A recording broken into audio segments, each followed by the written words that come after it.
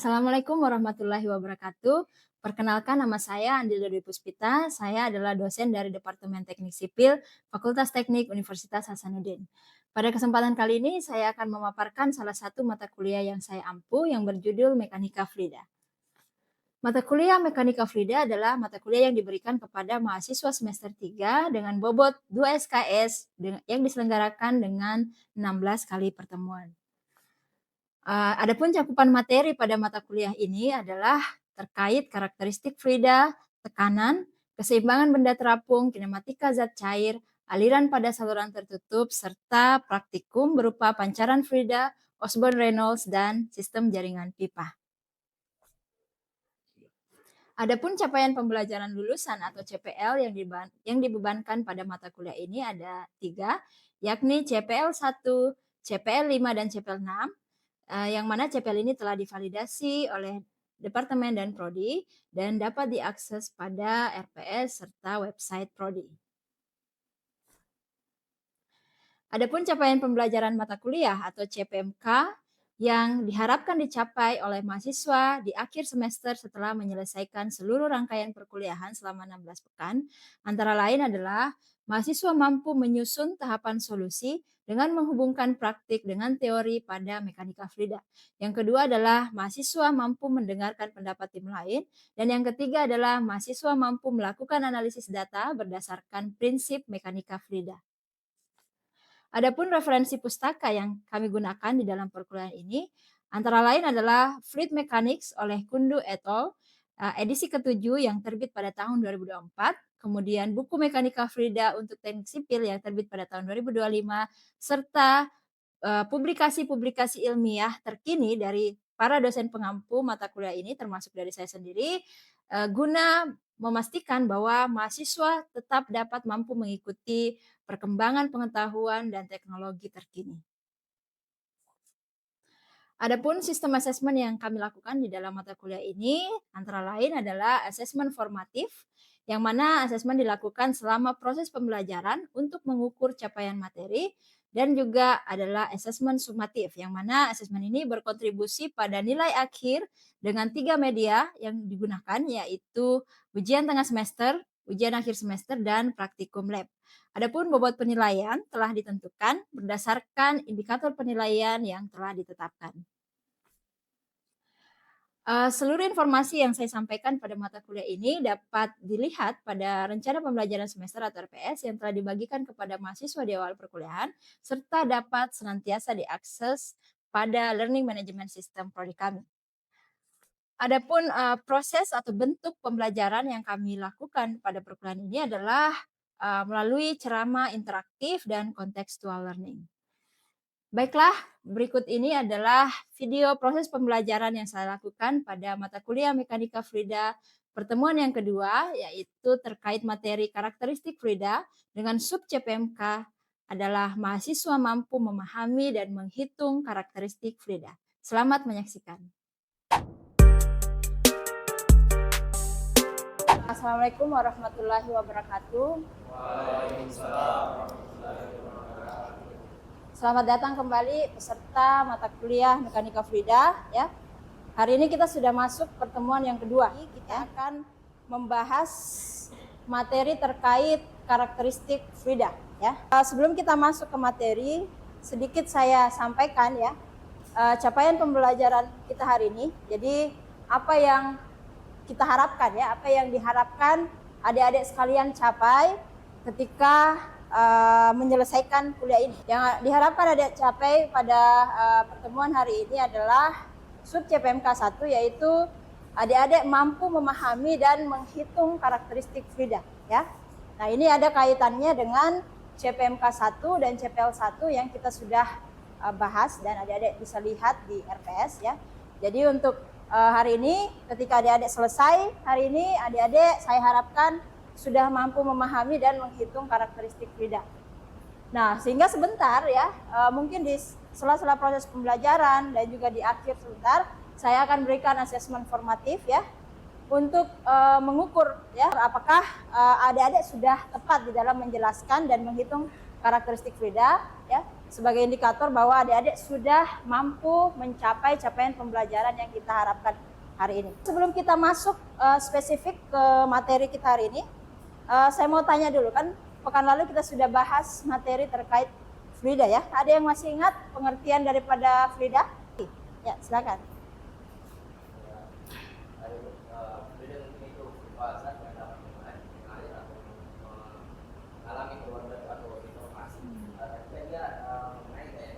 Oke.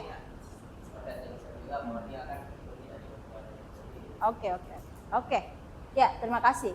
Ya, jadi betul ya, betul apa yang disampaikan temannya ya, bahwa fluida itu adalah substansi atau zat yang tidak tahan terhadap gaya geser ya. Jadi ketika dia terkena gaya geser sekecil apapun itu, maka dia akan berubah. Dia akan mengalami deformasi ya. Termasuk tadi contohnya sudah dijelaskan oleh temannya, ketika dia dimasukkan ke suatu wadah, maka dia akan mengikuti bentuk daripada wadah tersebut karena adanya tegangan geser tersebut ya. Oke, jadi sudah paham ya terkait pengertian dari fluida. Terkadang bagi orang yang masih awam, kalau kita bertanya fluida itu apa, mereka masih menjawab fluida adalah zat cair ya. Saya juga kemarin tanya kakak saya ya di rumah, tahu nggak fluida itu apa? Dia jawabnya zat cair.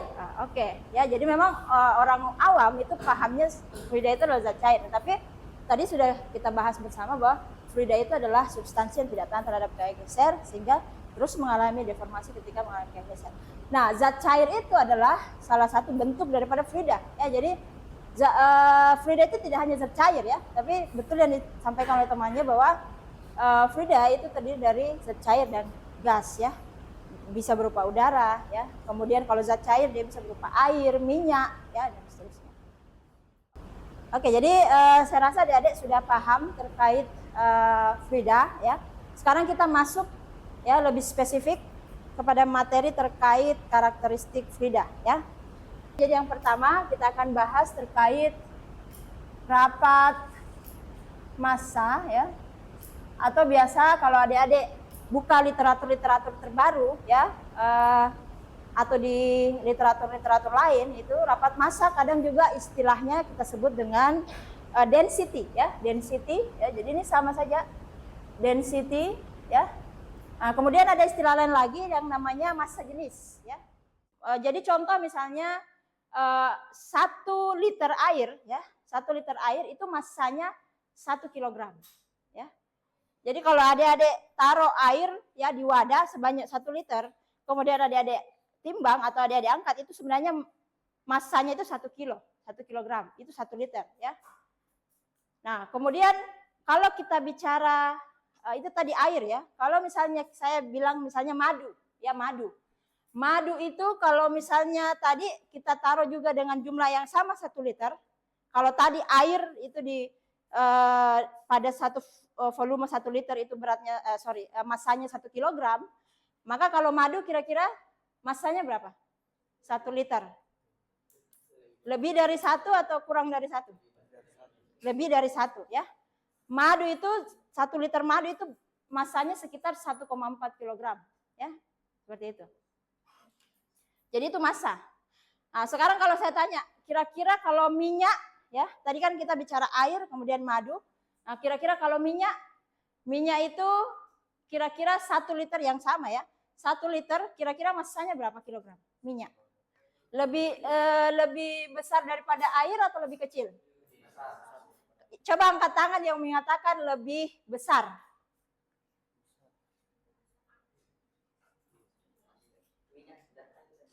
Ya, antara minyak dengan air ya. Yang bilang lebih besar? Yang bilang lebih kecil? Oke, ya. Yang benar lebih kecil. Ya, ini memang menarik, ya. Ini menarik loh.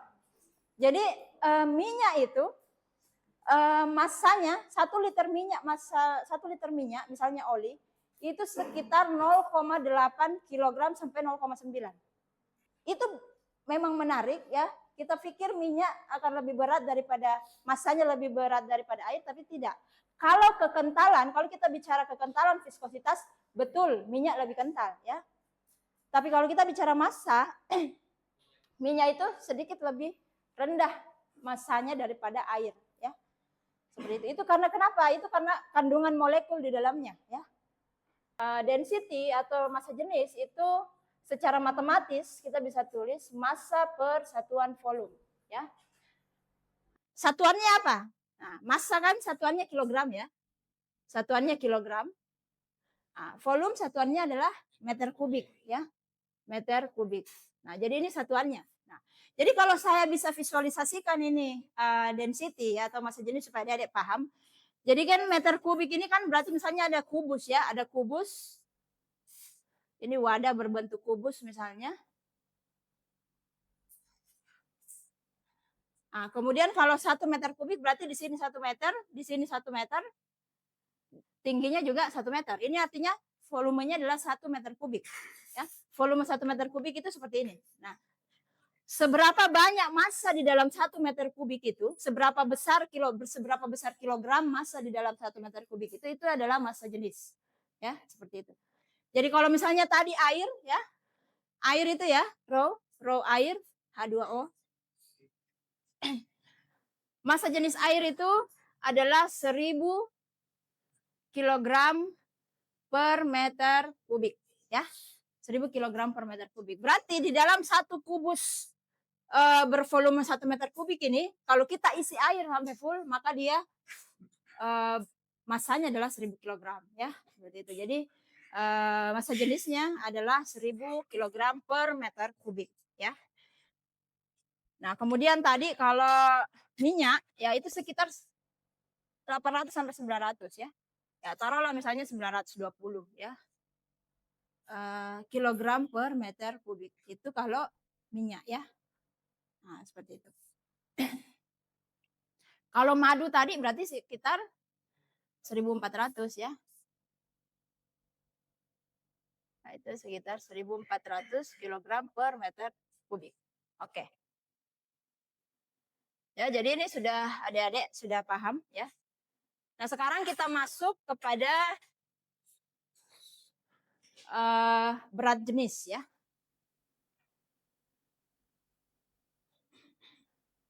Nah, berat jenis itu simbolnya, notasinya itu adalah gamma, ya, gamma seperti ini. Ya. Nah, kalau tadi massa jenis, berarti dia massa per satuan volume. Berarti kalau berat jenis itu berarti berat per satuan volume, ya. Berat itu weight, ya. Jadi dia simbolnya itu adalah weight, ya, per satuan volume, ya. Nah, tadi saya sempat singgung berat itu, apa bedanya berat dengan massa? Ada yang bisa jawab? Siapa tadi yang pertama angkat tangan? Ya, silakan.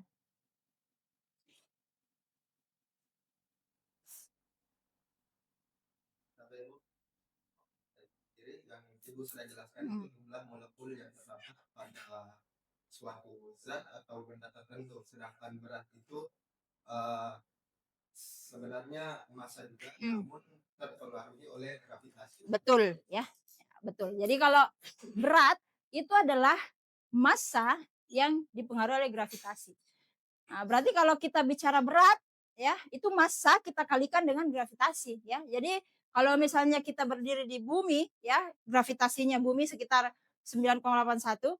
Nah, kemudian kita berdiri di bulan, ya, maka nanti beratnya itu akan berbeda karena gravitasi di bulan beda dengan di bumi, ya. Jadi dia dipengaruhi oleh gravitasi, ya. Nah, tadi sudah disampaikan oleh temannya bahwa berat itu adalah massa dikali dengan gravitasi. Oke. Nah, sehingga kalau kita jabarkan massa ini adalah berat ini, maka itu adalah massa dikali gravitasi per satuan volume, ya. Nah, kalau ada lihat ini massa per volume, ini tadi adalah apa?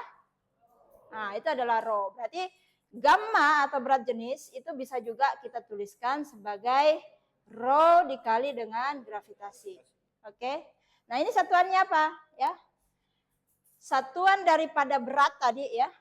Nah, satuan daripada berat itu, satuan SI-nya itu adalah Newton, ya. Nah, berarti satuannya itu adalah Newton per meter kubik, ya, karena satuan volume adalah meter kubik. Nah, sekarang kita masuk kepada karakteristik yang ketiga, yaitu specific gravity, ya. Specific gravity, ya, atau rapat relatif. Ya, jadi specific gravity ini simbolnya Sg, ya. Sg, ya, specific gravity itu adalah rasio atau perbandingan antara massa jenis suatu zat tertentu, ya, yang kita mau lihat perbandingannya terhadap massa jenis air. Oke? Nah, jadi sebenarnya specific gravity ini kita perlu hitung tujuannya untuk apa, ya. Kita mau tahu kalau kita bandingkan dengan air, ya, dia itu lebih berat dari air atau dia lebih ringan dari air, ya, seperti itu. Jadi contoh misalnya, ya, seperti tadi yang kita sudah bahas, ya, minyak, ya, minyak kan kalau kita hitung ini specific gravity, ya, taruhlah zatnya ini adalah minyak, jadi massa jenisnya minyak itu adalah 920, ya, kemudian massa jenis air itu adalah 1000, berarti kan dia sekitar 0,9, ya. Nah, jadi dia berarti kurang dari 1, ya. Nah, jadi dia kurang dari 1.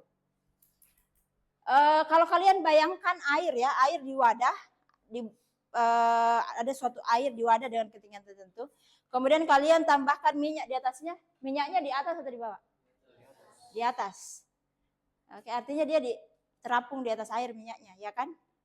Nah, kemudian kalau misalnya madu tadi, madu itu ini kan sekitar 0,9, ya.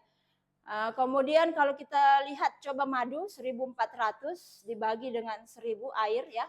Nah, ini berarti sekitar 1,4. Dia lebih dari 1, ya. Coba kalian ingat lagi kalau misalnya ada wadah di dalamnya ada air, ya. Kemudian kalian masukkan madu, dia ke bawah kan? Nah, artinya bahwa ketika Sg-nya kurang dari 1, maka dia akan terapung, ya. Ini kita bahas relatif terhadap air, ya, terapung. Kemudian kalau Sg-nya lebih dari 1, maka dia tenggelam. Nah, seperti itu. Berapa kira-kira berat jenisnya beton? Ya, beton. Lebih dari 1? Ya, lebih dari 1. Kalian kalau taruh beton dalam air? Tenggelam, ya. Seperti itu. Oke, jadi bisa dipahami, ya.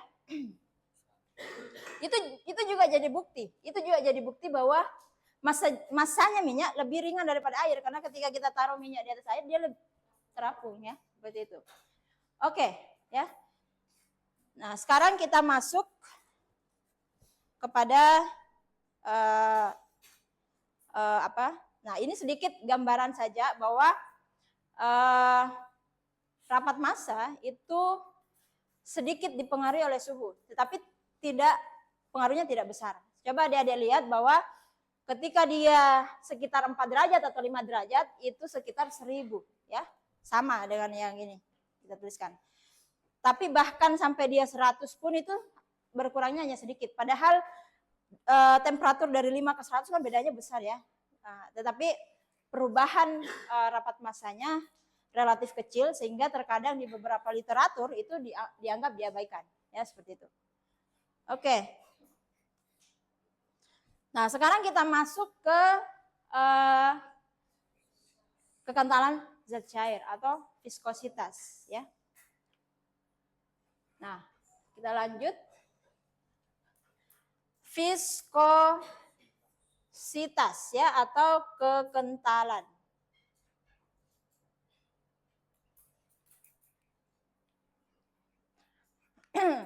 Oke. Sekarang saya mau tanya tadi, ya. Yang mana lebih kental? Air atau madu? Madu, ya. Yang mana lebih kental, air atau minyak? Minyak. Oke. Jadi kekentalan ini adalah sifat zat cair untuk melawan tegangan geser. Di awal tadi sudah disampaikan bahwa fluida itu adalah suatu substansi atau zat yang tidak tahan terhadap gaya geser atau tegangan geser. Dia akan berdeformasi. Tetapi ada satu sifatnya ya yang dia itu berusaha menahan ya. Jadi kalau adik-adik baca di sini, sifat zat cair untuk melawan tegangan geser pada waktu bergerak atau mengalir ya. Kalau mungkin saya bisa sampaikan yang mungkin bisa dipahami, kekentalan itu seberapa sulit fluida itu untuk mengalir ya, gara-gara ada hambatan internal di dalam fluidanya sendiri ya. Jadi dia kekentalan itu menunjukkan seberapa sulit suatu fluida mengalir dikarenakan adanya hambatan internal di dalam fluida tersebut ya. Maksudnya bagaimana? Kalau saya bikin visualisasinya ya, saya coba bikin ya. Tapi ini kita bayangkan imajiner ya. Jadi misalnya ada suatu fluida ya, suatu fluida seperti ini. Tarikan-tarikan ini kemudian dilawan lagi, ditarik lagi, dilawan lagi. Inilah yang namanya tow, tegangan geser. Ya.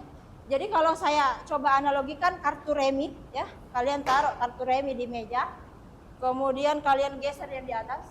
Yang di atas kan bergerak jauh, yang di bawahnya ikut bergerak sampai di bawah itu biasanya tidak bergerak. Nah, begitulah kira-kira analoginya tegangan geser. Ini tadi saya sudah jelaskan bahwa ini platnya diam, kemudian plat atas ditarik dengan gaya, ya, sehingga dia menghasilkan suatu kecepatan tertentu yang konstan, maka terjadi profil kecepatan seperti ini. Ya. Nah, hubungan proporsional antara tegangan geser tadi, ya, tegangan geser yang terjadi antara lapisan itu dengan gradien yang kecepatan yang terbentuk. Hubungan proporsionalnya itulah yang didefinisikan sebagai kekentalan, ya, seperti itu. Ya, jadi kalau air ya, kalau kita bicara air, kita gampang tarik. Kemudian ini dia lapisan yang di bawahnya juga lebih gampang tertarik, lapisan bawahnya juga lebih gampang tertarik. Nah, dibanding kalau kita bicara madu misalnya, ya, kita tarik di sini besar, ternyata yang di bawah cuma bergeser sedikit. Yang di bawahnya juga bergeser sedikit lagi ya. Nah, artinya gradien kecepatannya kalau madu itu lebih besar ya, seperti itu. Nah, jadi kalau kita lihat secara grafik ya, apa yang sudah saya sampaikan tadi, kira-kira hubungan antara tegangan geser dengan gradien kecepatan seperti ini ya. Jadi ini adalah hukum Newton tentang viskositas ya. Makanya kenapa nanti kita mengenal istilahnya Newtonian fluid ya, non Newtonian, karena yang ciptakan ini Newton ya. Ini hukum Newton terkait viskositas ya. Ini DUDY ya. Ini adalah tegangan geser. Hubungan proporsional artinya dia linear ya. Hubungan proporsional itu maksudnya hubungan linear antara gradien kecepatan dengan tegangan geser, itulah yang disebut dengan kekentalan. Jadi garis merah ini adalah garis kekentalan ya.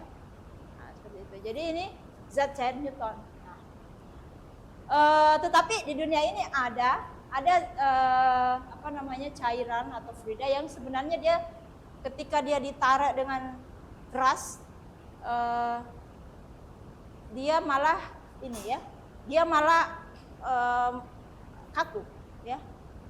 Tetapi kalau ketika ditarik dengan pelan-pelan malah mengalir dengan baik ya. Ada sedikit perbedaan dengan zat cair Newton, maka dia grafiknya seperti ini ya. Ada juga yang seperti ini ya. Nah, tetapi yang hubungan proporsional ya, yang banyak kita temui zat cair itu adalah yang grafiknya seperti ini ya.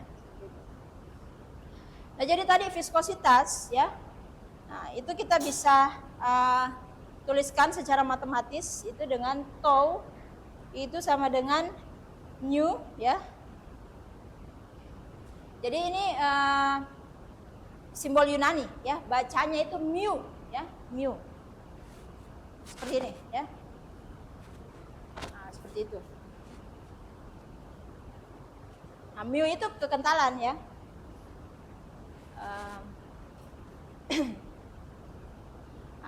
Dikali dengan gradien kecepatan ya. Nah, jadi kalau kalian tahu gradien kecepatannya berapa ya, tahu kecepatannya, kemudian tahu tingginya dari dasar, kemudian tahu tegangan gesernya, bisa hitung kekentalannya, ya, kekentalan dinamiknya. Ataupun begitu sebaliknya, kalau kalian tahu kekentalannya, tahu DUDY-nya, gradien kecepatannya, maka kalian bisa menghitung tegangan gesernya, ya, seperti itu. Nah, ini adalah mu ya, yang simbolnya seperti ini. Ini adalah kekentalan dinamik, yang mana rumusnya seperti yang tadi saya sampaikan. Nah, kemudian kita mengenal satu lagi namanya kekentalan kinematik, ya. Nah, kekentalan kinematik ini rumusnya nu, ya, dia juga tulisan Yunani, ya, nu, ya. Jadi kalau dia seperti V, ya, tapi dia ada ekornya sedikit di sebelah kiri. Nah, kalau itu adalah perbandingan antara kekentalan dinamik dibagi dengan massa jenis, ya, seperti itu. Oke, jadi ini terkait dengan viskositas, ya. Nah, sekarang kita lihat lagi satu terakhir, ya, yang namanya adalah tegangan permukaan, ya. Nah, adik-adik pernah lihat ada game, ya, ada games yang orang isi gelas dengan air, ya, gantian lagi temannya sampai dia isinya itu airnya cembung, yang kasih tumpah airnya dia kalah kan. Nah, itu dia isi, ditetes satu-satu begitu, airnya di ujung gelas itu seperti cembung. Itu adalah salah satu contoh tegangan permukaan, ya. Nah, tegangan permukaan itu terjadi karena sebenarnya di dalam air itu kan ada molekul. Kalau dia di bawah bukan di permukaan, molekul itu tertarik ke atas, tertarik ke kanan, tertarik ke samping, tertarik ke bawah karena karena adanya gaya kohesi, ya. Nah, tapi kalau dia di permukaan, molekul ini dia tertarik ke kanan, tertarik ke samping, tertarik ke bawah, tapi tidak ada yang tarik ke atas, ya. Oleh sebab itulah di permukaan itu zat cair itu berusaha, jadi dia cuman turun ke bawah saja, ya. Jadi makanya kenapa dia berusaha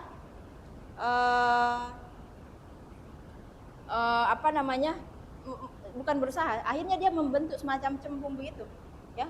Nah, itu karena yang ada hanya tarikan ke bawah.